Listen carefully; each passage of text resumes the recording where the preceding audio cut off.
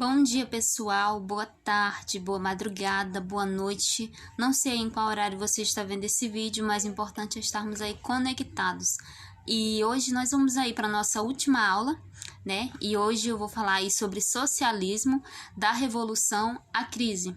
E espero que você fique até o final do vídeo, porque tenho certeza que você irá aprender um pouquinho aí, né, sobre esse acontecimento, né, o que foi o socialismo, né, e o que aconteceu aí que ele chegou então aí à crise. E espero que você compreenda, aprenda, né, e vamos então aí para nossa última aula. Bom, a partir da Segunda Guerra Mundial, o socialismo ele expandiu-se aí, né, por várias regiões do mundo, incluindo aí o leste europeu, a China e a Cuba. E no auge aí, né, dessa expansão, calcula-se então que cerca de um terço da população mundial, eles viviam, né, em países aí com governos socialistas. E a partir aí da década de 1980, os governos socialistas eles foram se desmoronando. E um dos grandes marcos aí desse período foi o fim então da União Soviética em 1991. Mas que razões, né, levaram aí ao desmoronamento aí dos regimes socialistas? Como vimos aí, né, anteriormente, a Revolução Russa, que aconteceu aí em 1917, ela gerou então as condições aí para a criação pela primeira vez aí de um Estado socialista, que foi então aí a União Soviética, fundada aí em 1922. Então, após aí a morte, né, do líder Lenin, que ocorreu em 1924, o então, né, secretário-geral do Partido Comunista, que era Joseph Stalin, ele passou então aí a concentrar todo o poder em suas mãos. E durante, né, o seu governo, Stalin ele implantou então aí uma ditadura, né, cruel aí, com expurgos, deportações, prisões e também execuções de milhões de pessoas. E também, né, conduziu aí a União Soviética a um grande desenvolvimento social e econômico. E a taxa, né, do analfabetismo do país, por exemplo, que era quase de 90% antes aí da instalação do socialismo, caiu então quase para zero aí em apenas 20 anos. Né, na parte europeia aí da URSS. E terminada então aí a Segunda Guerra Mundial, no entanto, o território soviético ele estava aí arrasado, né? E ocorreram também alguns números aí de destruição, que foi aí quase 2.000 cidades, né, que tinham sido aí devastadas, né? E também 65 mil quilômetros de trilhos ferroviários eles estavam destruídos. E também cerca de 100 mil fazendas coletivas, elas encontravam-se aí arrasadas, bem como também as máquinas agrícolas e também os tratores. E mais de 26 milhões aí de pessoas elas tinham morrido, né, durante essa guerra. E também, além disso, ainda havia também 25 milhões que foram aí desabrigados, né, morando então aí em abrigos improvisados, celeiros, estábulos. Então, foi uma situação aí bem complicada, né, que ocorreu durante esse período. O país ele tinha então de realizar aí um imenso esforço, né, de reconstrução, e Stalin ele entendia aí que para superar as dificuldades aí era necessário então manter, né, o ânimo do povo num clima de tensão e mobilização, como numa guerra civil. E Stalin ele comandou então aí energeticamente, né, a reconstrução do país por meio aí de planejamento econômico estatal. E também aí o governo soviético ele estabeleceu aí os grandes objetivos aí da recuperação socioeconômica do país, né, que foram reparação aí dos danos causados pelas guerras em setores como comunicações e energia, a reconstrução também de indústrias pesadas, também a mecanização de agrícola e a ampliação de áreas de cultivo, também a construção de grandes usinas elétricas, hidrelétricas e também aí a ampliação, né, da educação pública. E já nos primeiros aí, anos da década de 1950, eram então notáveis aí os resultados dos esforços, né, da reconstrução dos soviéticos, de reconstrução de soviéticos. Ao lado, né, desse imenso esforço aí de reconstrução econômica do país, ocorreu também aí um fortalecimento, né, da autoridade de Stalin, né, que acentuou então o controle aí burocrático e policial aí em seu governo. E tendo assumido e mantido então aí os principais cargos da União Soviética, como secretário-geral do Partido Comunista e também aí como presidente dos soviéticos dos comissionários do povo, e também ele foi aí marechal da União Soviética, entre outras funções. Uma das principais diferenças aí entre os países socialistas e os capitalistas é a forma aí como suas economias elas são organizadas. E nos países capitalistas predomina então aí a economia de mercado. Nos socialistas já predomina então aí a economia estatal planificada. E na economia aí de mercado, a maior parte da produção econômica, né, de bens e de serviços provém aí das empresas privadas, né, como fábricas, comércios, de prestações de serviços controlados aí pelos cidadãos particulares, ou seja, são as empresas aí controladas, né, por cidadãos aí particulares, e são empresas também privadas, né, que detêm aí a maior parcela do mecanismo, né, de produção. Em geral, o Estado ele interfere então nas atividades econômicas, visando então regulamentar e atender setores, né, como a energia, segurança, educação e saúde.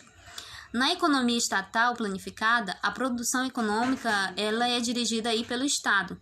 As fábricas, os comércios, os serviços aí, eles são controlados, né, por empresas estatais. Os trabalhadores eles são funcionários do Estado. Nesse sistema, a produção aí econômica do país ela é planejada, né, por um órgão central aí do Estado, tendo então em vista as necessidades, né, sociais aí consideradas relevantes por esse órgão centralizador.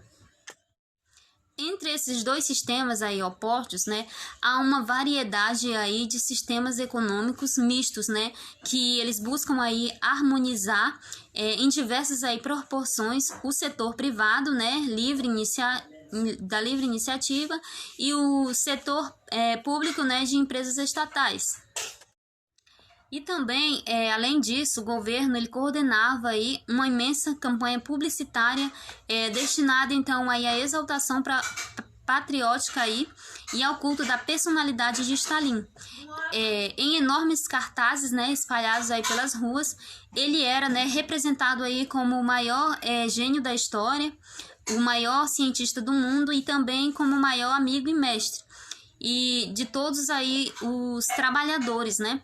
E enfim, havia, né, um esforço aí oficial, né, para divinizar então a figura de Stalin. Testemunha desse processo aí, o escritor russo Ehrenburg, ele escreveu, né, em seu livro de memórias que a divinação de Stalin não ocorreu do dia para a noite, mas não foi também de uma explosão de sentimento popular. Stalin ele organizou-se então aí ao longo do tempo e de maneira, né, regularmente planejada, né, por sua ordem, compunha-se então aí uma história legendária na qual ele tinha aí um papel e que não respondia então aí à realidade. E os pintores eles faziam, né, telas enormes dos primeiros anos da República Soviética, e em cada quadro desses quadros Stalin ele aparecia aí ao lado, né, de Lenin. E nos jornais aí calculavam-se então, caluniavam-se aí os demais bolcheviques que em vida, né, de Lenin eles foram seus auxiliares aí mais chegados. Após aí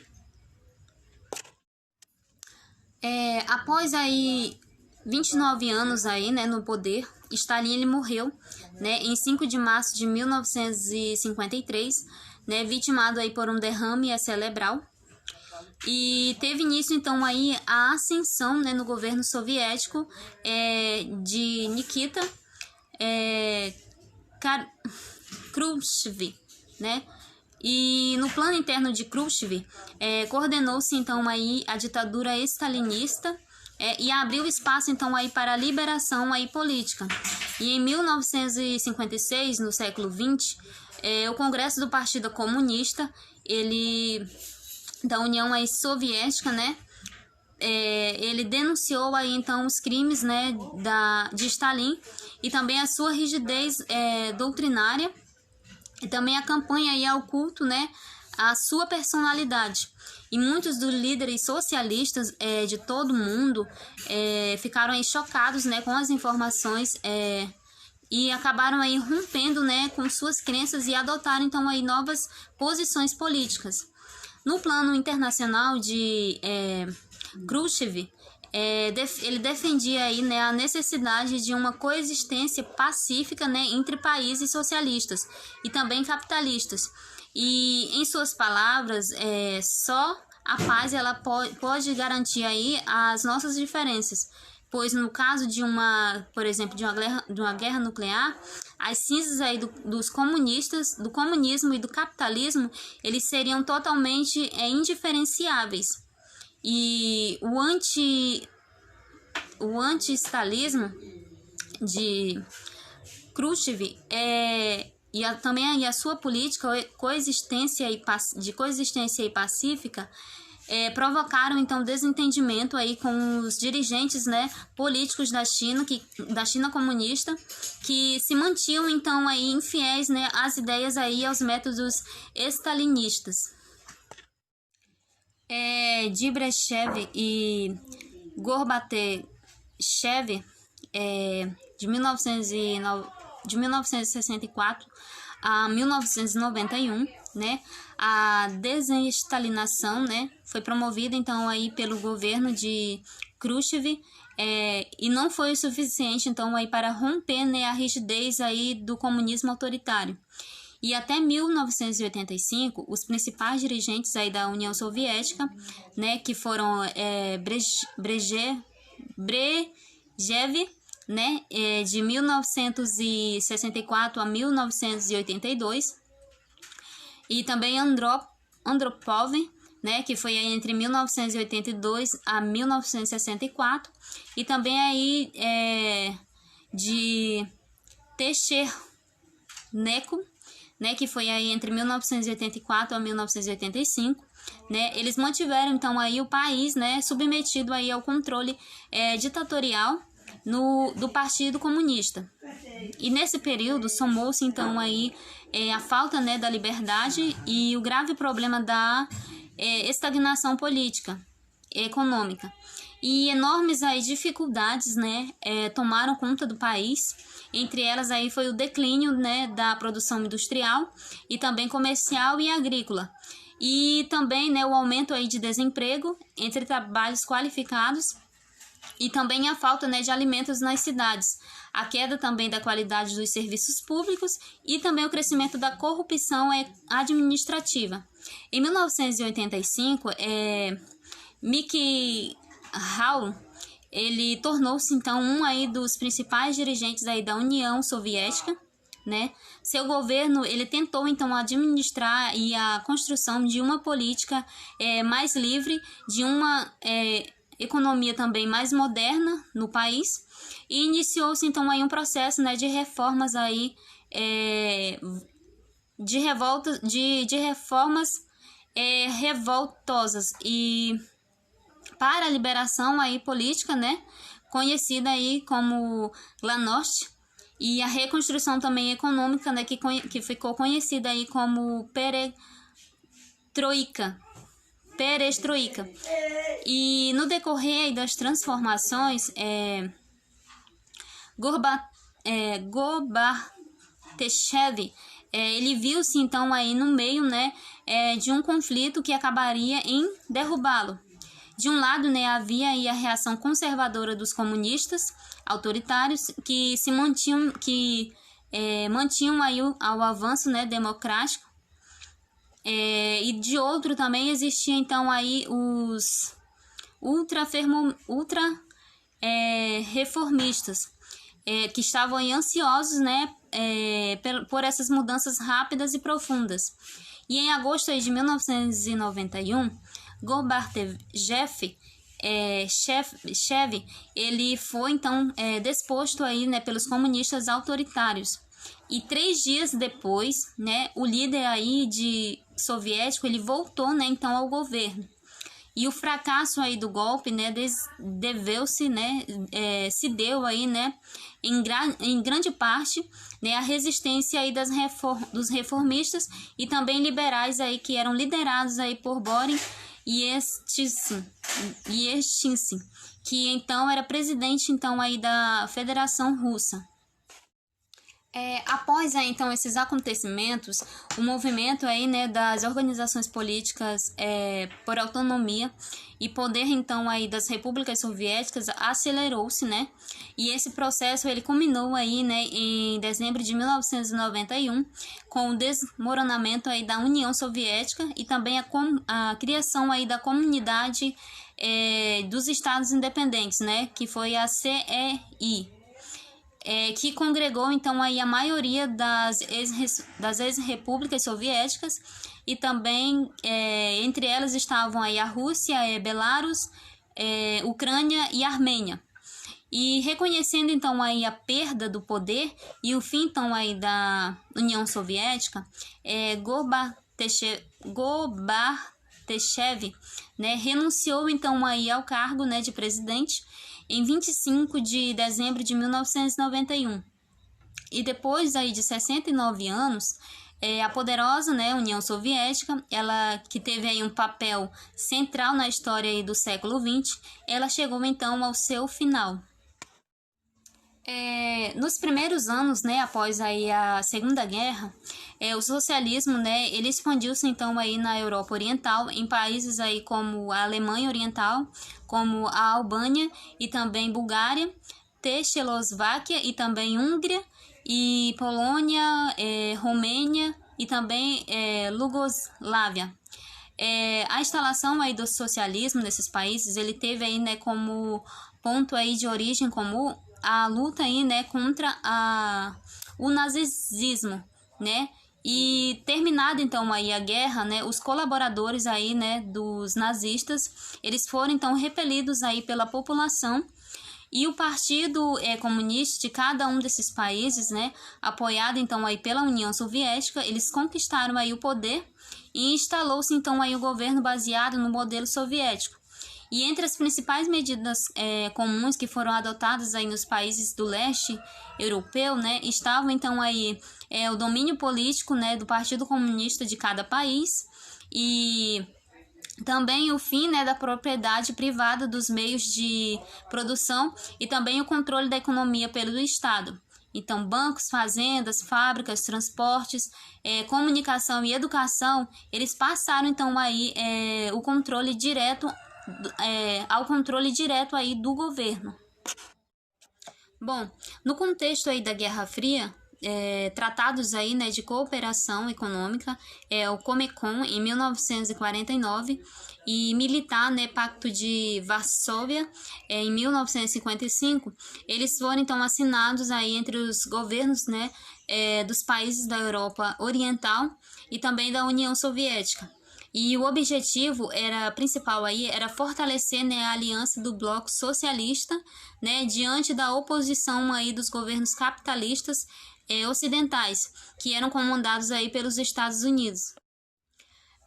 Com o tempo, entretanto, os regimes comunistas, né, da Europa Oriental, eles foram se desgastando e principalmente aí em consequência, né, da falta de liberdade política e também aí da crise econômica. Então, diante das revoltas populares, os governos desses países, eles só resistiram aí com o apoio da polícia militar soviética. Isso ocorreu, então, por exemplo, em Budapeste, né, na onde em outubro de 1956 iniciou-se então aí uma manifestação, né, de estudantes que reivindicava aí o fim da dominação aí soviética e também a construção a um socialismo verdadeiro.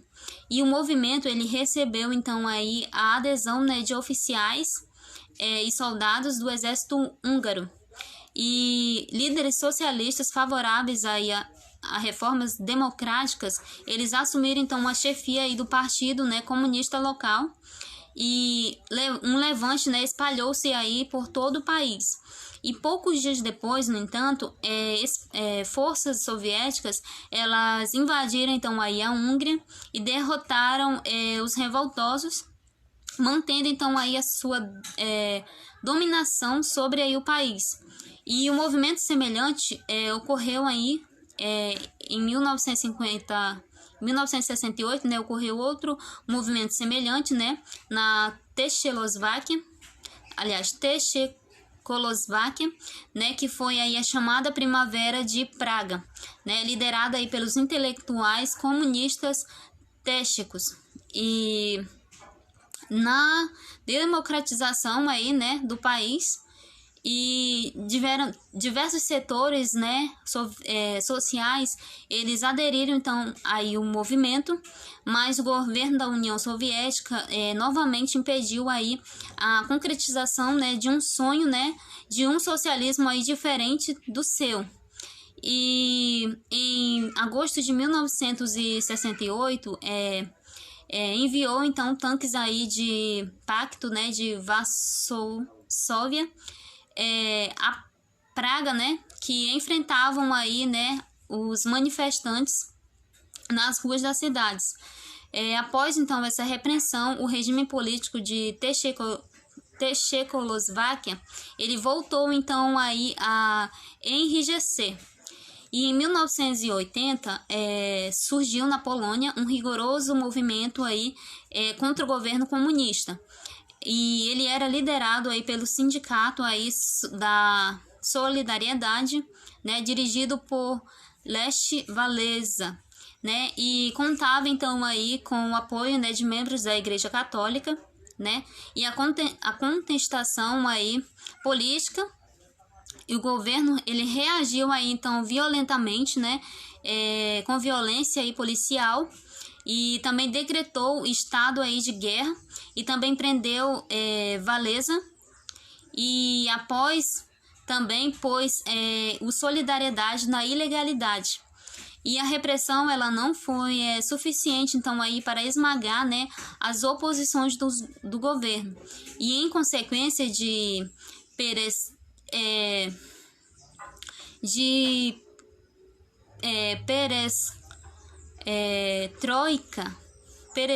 perestroika, né, e também a de glasnost, as pressões militares de Moscou elas afrouxaram-se aí no leste europeu, né, o que permitiu então aí o fortalecimento, né, das oposições aos regimes aí comunistas.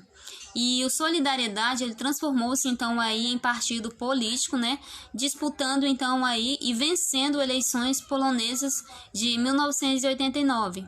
E a Polônia ela abandonou aí o regime comunista, adotando então aí a economia de mercado. Depois aí da Polônia, as reformas democráticas elas espalharam-se aí por toda a Europa Oriental, né, como a Hungria, a Romênia, Bulgária, Albânia e também Tchecoslováquia, né, que desmembrada aí formou em janeiro de 1993, né, a República aí Tcheca e Eslováquia e Iugoslávia, né, que deu aí origem, né, a 6 países, né, que foi Sérvia, Croácia, Macedônia e Eslovênia, né, e Montenegro e também Bósnia Herzegovina. E a Alemanha Oriental, que reunificou aí reunificou então aí a Alemanha ocidental, passando então aí a ser conhecida apenas, né, por Alemanha. E os regimes comunistas eles foram aí caindo de um a um. E em fevereiro de 2008, Kosovo proclamou então aí literalmente, né, sua independência. E as sociedades do leste europeu lutaram, né, por atribuições aí políticas, né, mais livres e também uma economia mais aberta, e obtiveram então aí êxito. E atualmente, né, abandonando aí os dogmas e também as práticas comunistas, muitas dessas sociedades ainda lutam aí por resultados, né, mais concretos na melhoria aí da sua qualidade de vida. Localizada aí na região sul-oriental da Ásia, a China, né, ela tem aí uma história que remonta então aí a mais de 4.000 anos. Fragmentada então aí inicialmente em diversos reinos e distintas dinastias, por volta aí de 220 a.C., ela teria, né, sido unificada em um único império, né, quando foi fundada aí a primeira dinastia imperial chinesa, a dinastia aí de Qin. E na época moderna, por mais de 2 séculos aí, séculos e meios, a China, né, ela foi governada então aí pela dinastia Qing, ou Mandushi, que ocorreu aí entre 1644 a 1911, né, e a última da China imperial.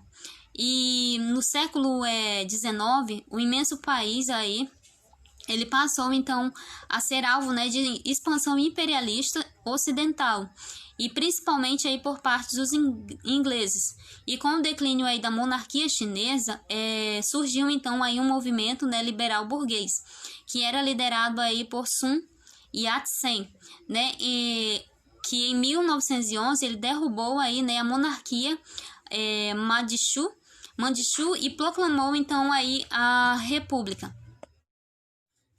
Bom, nas 2 décadas aí de lutas políticas, né, que se surgiram aí, a República Chinesa, ela não conseguiu livrar então aí o país da intervenção estrangeira e nem também das dificuldades, né, das disputas aí pelo poder.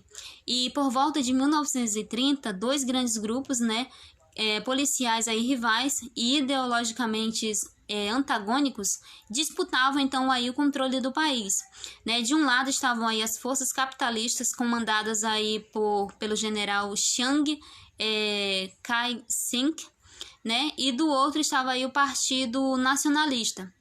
E de outro também tinha aí as forças comunistas, né, conduzidas aí por Mao Tse-tung, né, do Partido Comunista Chinês, PCC, que se consagraria então aí como principal, né, líder da Revolução Chinesa a partir da Guerra de Marcha.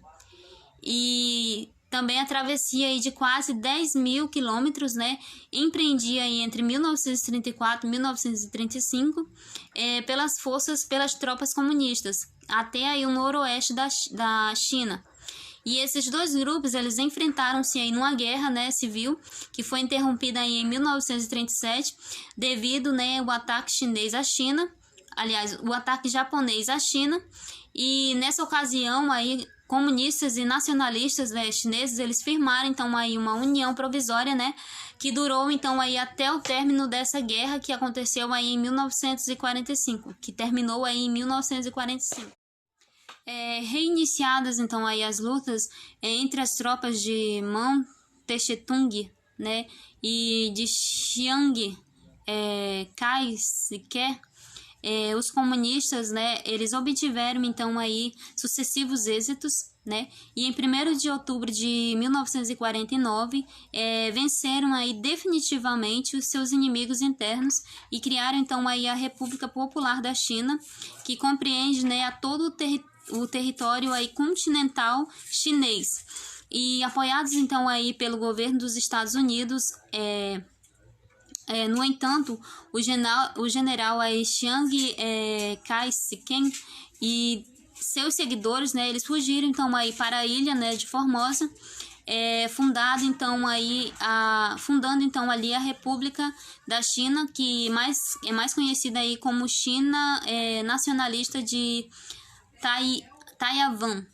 E tanto os representantes daí da China popular como os da China nacionalista, eles passaram aí a reivindicar, né, desde então, a condição aí de legítimo governo aí da China. O governo, então, aí em 1971, o governo comunista chinês, ele aproximou-se, então, aí diplomaticamente, né, do governo dos Estados Unidos. E nesse mesmo ano, a China popular, ela entrou, então, na ONU, ocupando, então, aí o lugar, né, de Taiwan, um dos 5 aí membros, né, permanentes aí do Conselho de Segurança, né, dessa organização internacional. Chiang Kai-shek, por sua vez, ele governou então até aí ao norte, né, de 1975. E a China nacionalista, cuja população deu-se então aí, né, pela lei marcial até 1987. E manteve-se então aí no poder, né? Manteve-se aí então no poder até 1991.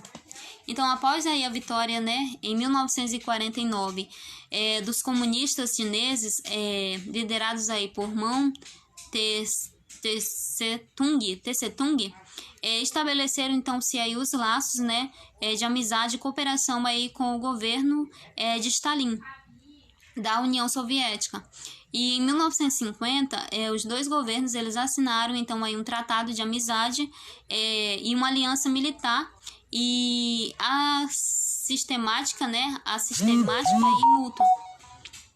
E essa aliança ela não durou aí muito tempo.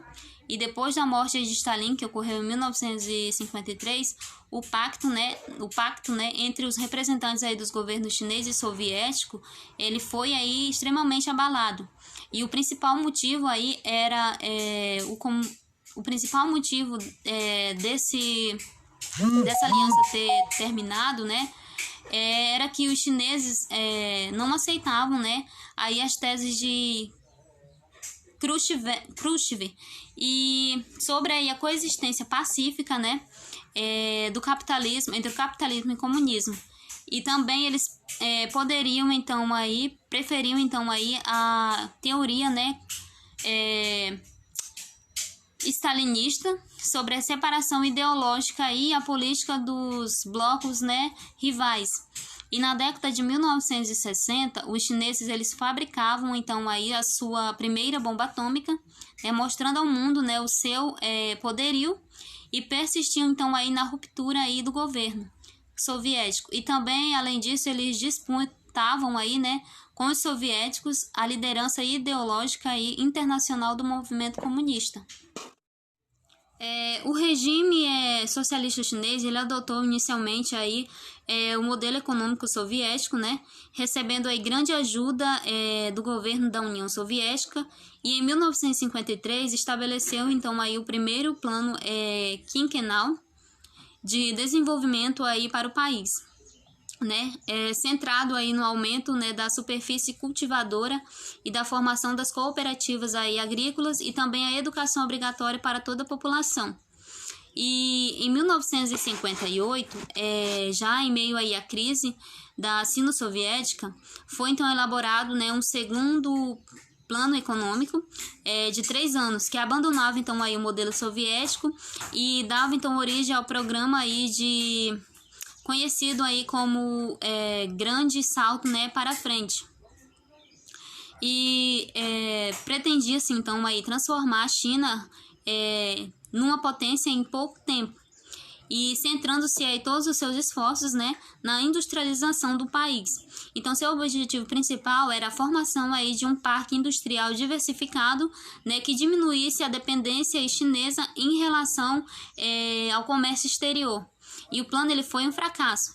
Então, a partir de 1961, a planejada, né, industrialização ela estagnou, sendo aí retomada somente na década aí de 1980 e no contexto da globalização aí da economia, o fracasso de grande salto para a frente, né, ele gerou aí fome, morte e desnutrição aí de milhões de chineses. Também custou então aí a mão Tse-tung a diminuição então aí do seu poder, né, dentro do PCC. Em 1966, aí, procurando retomar o controle aí sobre o partido de Mao Tse-tung, promoveu-se então aí a chamada Camarilha dos Quatro, né, que incluía então poderosamente aí a sua poderosa, né, esposa Jiang Qing. E o movimento ele ficou aí conhecido como Revolução Cultural. E o objetivo declarado aí da Revolução Cultural era revitalizar então aí o espírito revolucionário chinês contra aí os privilégios, né, das classes e também o modo de vida burguês, que eram expressos e mantidos aí basicamente pelas manifestações culturais.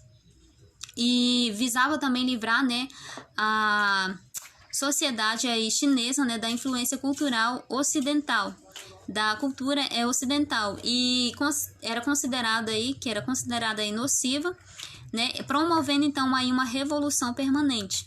No entanto, o movimento ele assumiu aí, né, feições autoritárias, mobilizando então aí a Guarda Vermelha, né, que era formada aí por jovens estudantes, contra os inimigos políticos de Mao, e acusados então aí de reacionários e imperialistas. E as perseguições políticas elas foram então expandidas aí aos intelectuais e também aos grupos sociais que caíam aí em desgraça. E acompanhados, né, de humilhações públicas, deportações e também de linchamentos, as punições aí, né, aos supostos contra-revolucionários, eles despertaram então aí um clima, né, generalizado de fanatismo destrutivo e terror entre a população. E sobre a pressão aí cultural imposta pelo governo comunista chinês nesse período, o historiador Eric, né, ele comentou que o regime aí de Mao Tse-tung, ele atingiu, né, então aí o seu clima de revolução cultural, né, de 1966, e uma campanha aí contra a cultura, a educação também e a inteligência sem paralelos da história do século XX. Foi praticamente fechada aí a educação secundária e a universidade aí durante anos, né? E suspendeu então a prática aí da música clássica também de origens ocidentais, né? Quando necessário também, através de destruição aí, né, do teatro, cinema e entre outros. Os novos dirigentes aí chineses, em especial aí Deng Xiaoping, né, que passaram aí, né, a estimular a modernização aí do país, promovendo então um processo de abertura econômica para o mundo aí capitalista e promulgando também uma nova constituição em 1982.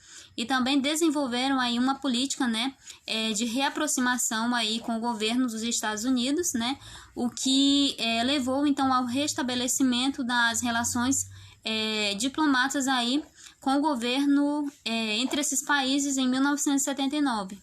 E uma das principais mudanças implementadas aí pelos últimos governos chineses foi a adoção, né, de alguns especialistas que eles denominam aí socialismo de mercado. Uma combinação aí de controle estatal dos meios de produção com certos mecanismos de mercado, né? E como resultado, no período de 1981 a 2001, né, o PB chinês, né, ele cresceu, né, a taxa aí média de 9,5% ao ano, né? Uma das mais altas aí do planeta. Segundo a historiadora Merlin Goldman, especializada aí em história chinesa no início do século XX, a China ela realizou, né, por fim aí o desejo acelerado aí dos reformistas desde o final do século XIX de tornar-se aí então o país mais rico e poderoso. E a presença, né, econômica aí recente aí da China no cenário mundial, ela significava então aí um renascimento do seu poder econômico né, que era dominado aí por séculos. E muito mais do que Mão e Deng possibilitou então atingir aí o sonho, né, centenário aí, e se transformou então na China em uma grande potência mundial.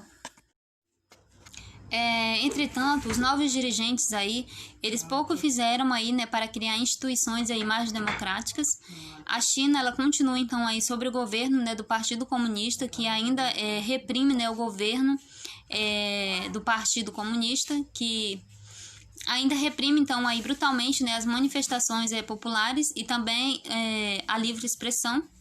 E exemplo disso foi o massacre aí promovido aí pelo governo na Praça da Paz Celestial, em Pequim, em 1989. E também a manifestação aí que pedia, né, a democracia aí, que terminou sobre a mira, né, de tanques aí de guerras, levando então a morte aí de centenas de pessoas, que estimativas aí da imprensa internacional, né, referem-se aí a um número de aproximadamente aí entre 500 e 5 mil mortos.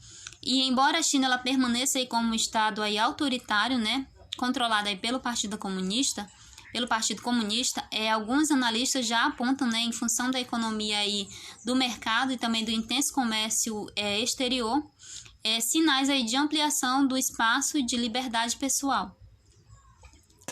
Vamos falar também aí sobre Cuba, né?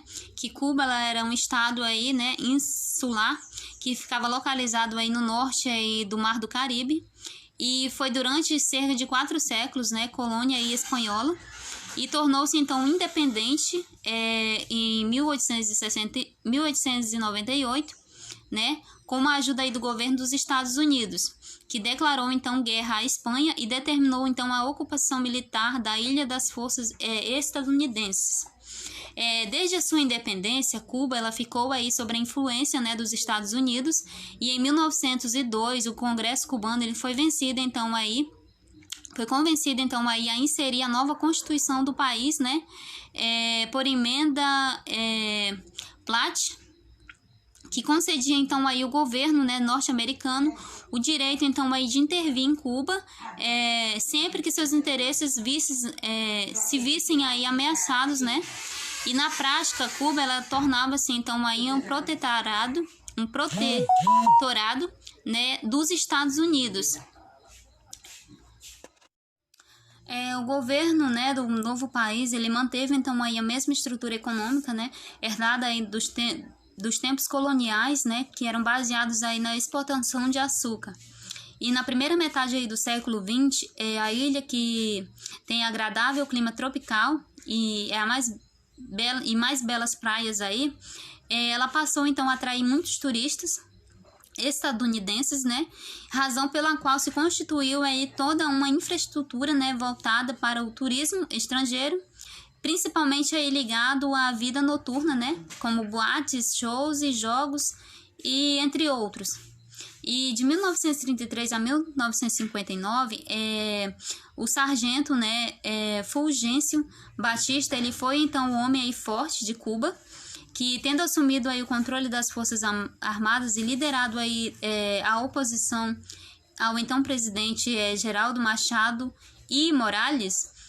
Nesse período aí Batista, ele atuando aí diretamente, né, na chefia do governo ou por trás das cortinas, conseguiu então com seus aliados aí políticos acumular, né, uma força, uma fortuna, né, ilícita aí, de maneira ilícita, e levou então ao máximo aí o servilismo, né, em relação aos governos e às empresas estadunidenses. E nesse período também as atividades como produção de açúcar, de turismo e mineração, eles continuaram aí atraindo investimentos aí dos Estados Unidos.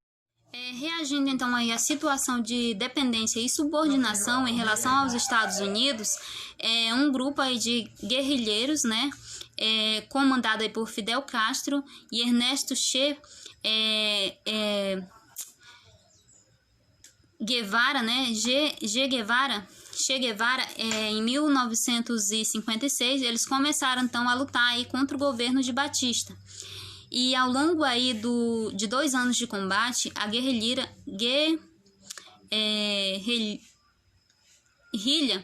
ela foi então aí conquistando, né, a simpatia popular e acabou então aí por derrubar, né, a ditadura de Batista em janeiro aí de 1959.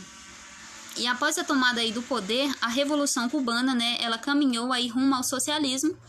E entre suas principais medidas aí destacou-se, né, a reforma agrária, né, pela qual o uso da terra por estrangeiros e latifundiários cubanos foi proibido e a propriedade aí elas foram confiscadas aí pelo Estado. Iniciaram-se então aí os conflitos, né, entre o governo federal e de Fidel Castro e também os interesses aí estadunidenses. E esses conflitos eles tiveram marcos aí, né, como Baía dos Porcos e também suspensão da OEA e embargo econômico e também crise de mísseis. Na Baía dos Porcos, que foi o nome dado aí ao episódio de 1961, em que uma força militar ela era treinada aí e financiada pelo governo dos Estados Unidos, né, composta com mais de 2.000 aí exilados cubanos, invadiu então aí a Baía dos Porcos em Cuba, né, na tentativa aí de derrubar então o governo socialista cubano. E após 3 dias de combates, os rebeldes eles foram então aí derrotados. E a suspensão da OEA e embargo econômico, inconformado eles aí estavam com o fracasso anterior, né? O governo dos Estados Unidos, então, ele conseguiu que Cuba, país membro aí da Organização dos Estados Americanos, OEA, né? Ele, desde a sua criação de 1948, ele fosse aí suspenso aí em 1962, né? Sobre a alegação de não ser uma democracia.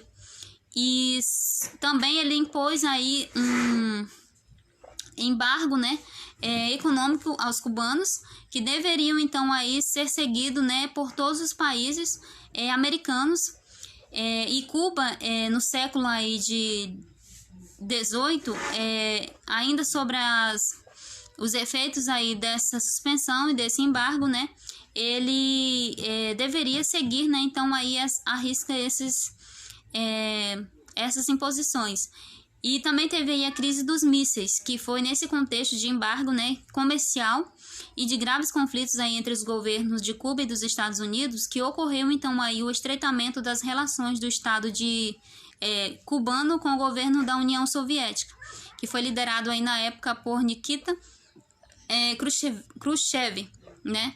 E mísseis nucleares soviéticos estavam aí sendo instalados, né, na ilha em 1962, em resposta aí à instalação aí dos mísseis nucleares dos Estados Unidos na Turquia, né, em 1961, e a fracassada tentativa aí da invasão de Cuba, o então presidente dos Estados Unidos, John Kennedy, reagiu então aí duramente, né, à estratégia aí militar soviética por considerá-la aí uma perigosa ameaça, né, à segurança aí nacional dos Estados Unidos.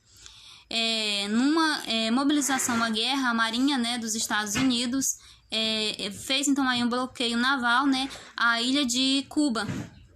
E chegada aí as embarcações, né, soviéticas, e os mísseis aí foi um dos momentos, né, mais marcantes aí da Guerra Fria. A um passo aí, né, de confrontar, né, aí entre essas duas superpotências, né, durante então aí a iminência de uma guerra nuclear. Bom, na história latino-americana, a Revolução aí cubana, né, ela distinguiu-se daí por romper pela primeira vez aí com a tradicional influência dos Estados Unidos sobre a América Central. Além disso, seus líderes eles se constituíam aí, né, o primeiro estado comunista, né, do continente, baseado então aí no modelo soviético. E depois aí das quedas, né, priorizando então a educação e a saúde, o governo de Fidel Castro, né, passou então aí a exibir, né, os seus frutos nessas áreas, que foram a eliminação do analfabetismo, a redução aí do desemprego, a extensão, né, da assistência médico-hospitalar, né, gratuita aí à população, né, o que favoreceu então aí a queda da mortalidade infantil, né, uma significou aí a queda significativa, né, dessa mortalidade infantil e também aí a promoção, né, de pesquisas e tecnologias no campo da saúde pública. No campo político, entretanto, são inúmeras, né, aí as críticas feitas ao regime cubano, que permanece como uma ditadura do Partido Comunista, né, alheio aí às reformas democráticas. E nesse regime, Fidel Castro ele permaneceu então aí à frente do governo cubano por 49 anos. E em fevereiro de 2008, né, aos 81 anos de idade e também com sérios problemas aí de saúde, Fidel Castro ele transferiu então o poder aí para o seu irmão Raul Castro. Na economia não houve aí uma diversificação aí da produção agrícola e o estímulo à industrialização ele não prosperou, de tal modo, né, que a economia aí cubana ela continuou então aí dependendo principalmente das agroexportações, das exportações do açúcar e também aí do tabaco. Com o fim aí da União Soviética em 1991, a situação então econômica de Cuba, né, ela ficou aí bastante delicada, né, e isso se deu aí ao fato, né, de que a partir, né, da adoção aí do socialismo e também aí do bloqueio econômico aí imposto aí pelas autoridades estadunidenses aí e também pelo governo soviético, né, tornou-se então o principal parceiro aí comercial de Cuba e comprando cerca aí de 65% aí do açúcar que era produzido, né, na ilha a preços aí geralmente mais altos, né, do que no mercado internacional. E os soviéticos também eles permaneciam, né, ofereciam então aos cubanos aí petróleo, veículos, máquinas por baixos preços. E os novos governos aí das ex-repúblicas soviéticas não mantiveram aí esses acordos e assim os cubanos eles passaram então a enfrentar uma grave crise econômica, né, que se traduziu aí na falta, né, de alguns gêneros alimentícios, combustíveis, máquinas e inúmeros também outros artigos, né. E em busca aí dos dólares, o governo cubano ele passou então aí a investir, né, no turismo. E também flexibilizou então aí a economia, permitindo, né, dentro da estrutura aí, socialista, a abertura aí para as atividades capitalistas. Cuba então ela se tornou, né, uma sociedade entre dois mundos e não é mais completamente socialista, nem muito menos capitalista, nem fechada como era antigamente, mas ainda muito longe ainda de uma abertura. Não há esperança aí de que o velho modelo, né, de mundo, né, que o velho modelo estatal tenha muito tempo de sobrevida, né? Mas os cubanos eles parecem aí apenas desejar, né, que a transição aí ela não seja muito drástica, né, e se conserve então aí as conquistas, né, nos campos da educação, da saúde também, os dois principais cartões de visita do regime. Bom, gente, essa foi aí a nossa aula, né, de socialismo, da revolução à crise. Eu espero aí que vocês tenham conseguido aí compreender um pouquinho o que foi, né, esse período aí que ocorreu. E essa foi a nossa última aula, espero que vocês tenham gostado, né, que vocês tenham conseguido principalmente aprender alguma coisa aí, né, durante essas aulas, né, fico muito grata por vocês terem visto aí os vídeos e até um próximo estágio e até uma próxima vez aí. E boa noite, boa tarde ou bom dia, né, como eu sempre digo aí no início, a todos, independente aí do horário que você estiver vendo esses vídeos.